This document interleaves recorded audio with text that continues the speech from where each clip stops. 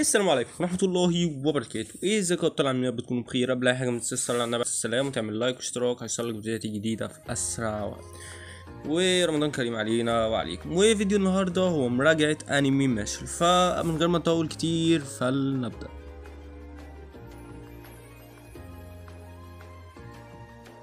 نزل الانمي يوم 8/4/2023 لحد 1/7/2023 برضه، ومتكون من 12 حلقة، وزمن الحلقة 23 دقيقة، ونوع الانمي اكشن وخيال وكوميدي ومدرسي وشونين. وطبعا الموسم التاني لسه نازل، فبس عشان ده سكريبت قديم فمصطفى مش كاتب.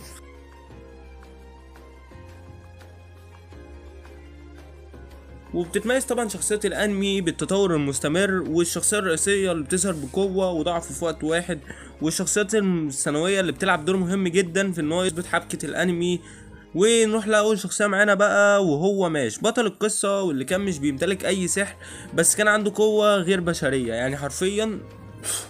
وكان ده مخليه مميز جدا، وشخصيته لطيفة وهادية كده وكاريزما وجامد بفتيقة يعني.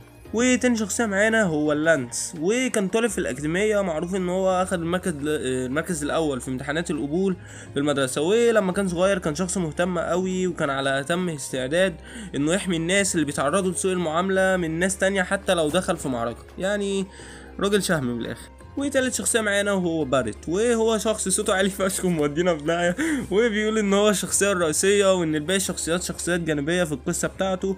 وبيظهر ان هو بيقع في حب بسرعة، وكان بيتضايق طبعا لو اي حد ضايق ماش او هانه او كده يعني. والشخصية اللي بعد كده معانا وهو فين، وكان شاب جبان، وكان دايما بيكون محتار ومش عارف يعمل ايه بس هو جميل يعني. والشخصية اللي بعد كده معانا هي الليمون، وهي بنت غريبة الأطوار بس صادقة مع الناس الطيبة ومش بتخون حد، وكمان بتخاف بسرعة، وبتقول إن هي بتحب ماش مش عارف ازاي.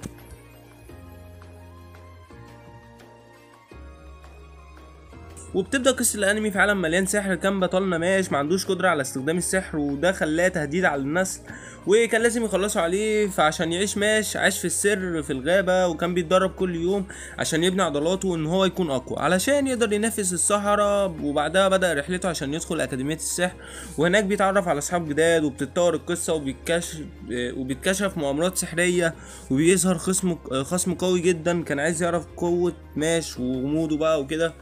فبيتكاتف ماش مع صحابه عشان يواجهوا التحديات دي مع بعض، وكشف اسرار الماضي. وبرغم عدم قوته السحرية، بس كسب تأييد طلاب الأكاديمية، وبيكمل ماش رحلته ليكتشف ان هو شايل مسؤولية كبيرة جدا وليها علاقة بتوازن العالم السحري. ومش هحرق عليكم اكتر من كده عشان تشوفوا الانمي.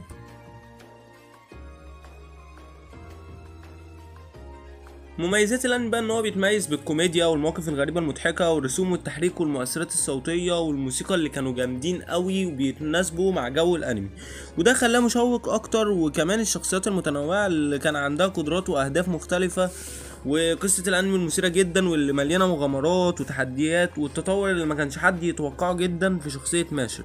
عيوب الانمي بقى ان هم زودوا قوي شويتين تلاتة في عناصر زي الصداقه والتنافس والانحراف عن المانجا الاصليه طبعا، وان هم زودوا احداث وحلقات ملهاش اي لازمه. وكمان لو انت مش بتحب الصراخ والدوشه فالانمي مليان بده.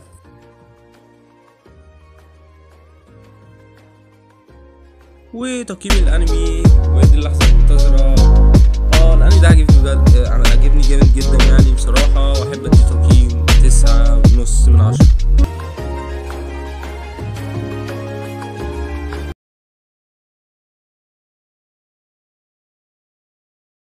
وبس كده تكون خلصت حلقة النهاردة. ما تنساش بقى اللايك والاشتراك وفعل زر الجرس عشان توصلك الفيديوهات الجديدة. وسلام.